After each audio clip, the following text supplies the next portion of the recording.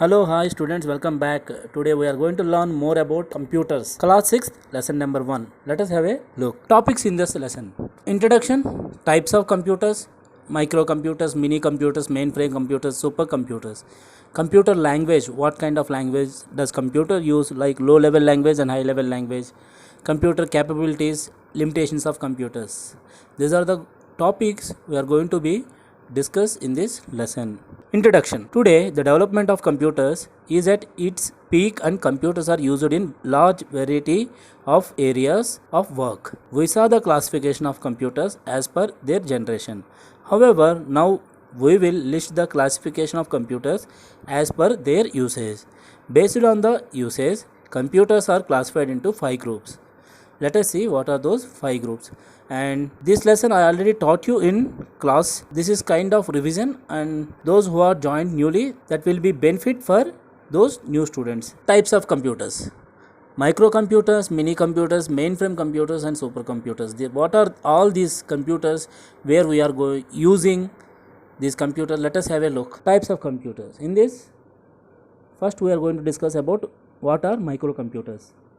Modern desktop computers, video game consoles, laptops, tablet PCs, and many type of handheld devices, including mobile phones, pocket calculators, and industrial embedded systems, may all be considered as examples of microcomputers according to the definition given above. That means you can, whatever the products you are using, like mobile phones, tablets, computers, laptops, these are all comes under into the microcomputers. In type of computers, next one is mini computers. A mini computer is also called as a mid-range computer.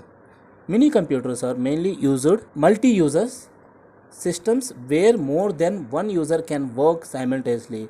Mini computer examples: IBM AS400E, Honeywell 200, TI 900.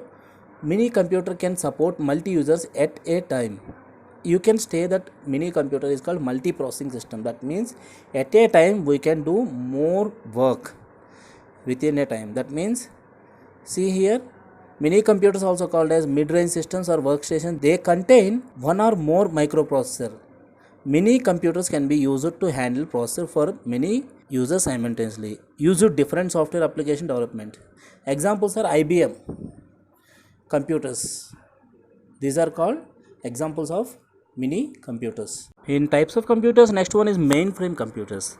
Mainframe computers or mainframes, colloquially referred to as big iron, are computers used primarily by large organizations for critical applications, bulk data processing such as census, industry and consumer strategies, and enterprise resource planning and transaction processing. That means these systems are used in mainly where very large organizations like railway systems and banking systems and hospitals, big hospitals.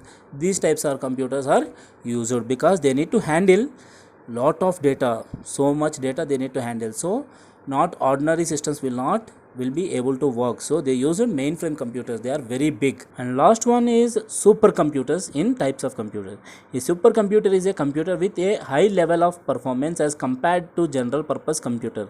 Computer of supercomputer is commonly measured in floating point operations per second instead of million instructions per second. For example, weather forecasting requires a supercomputer.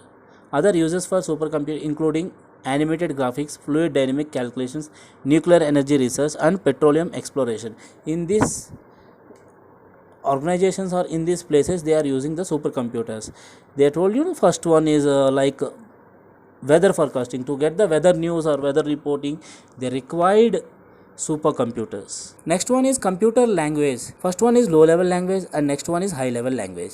The main difference between high level language and low level language is that a low level language is a type of program language that contains basic instructions recognized by the computer.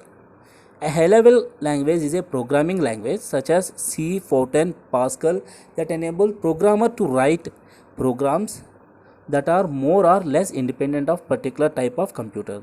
Such languages are considered high level because they are closer to human languages and further from machine languages. That means simply Low level language is very close to computers. That means computers can understand those languages.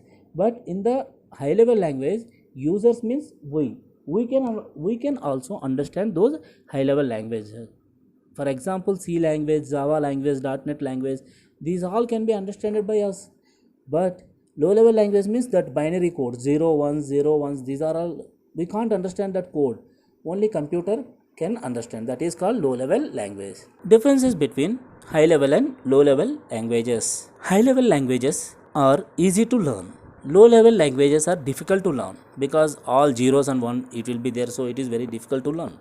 High level languages are near to human languages. That means human can understand these high level languages. Low level languages are far from human languages. That means it will be a little bit difficult. Translator is required. That means translator is required. No translator is required. Translator means, suppose I am writing here in Java or in any C program or any program we are writing.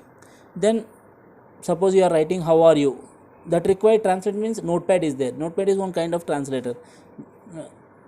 Next one is programs in high level languages are slow in execution. It will take little bit time to execute. But programs in low level languages are very fast in execution. They are very fast. Okay students, that's all for today. Meet you in next class. Till then, take care, stay safe.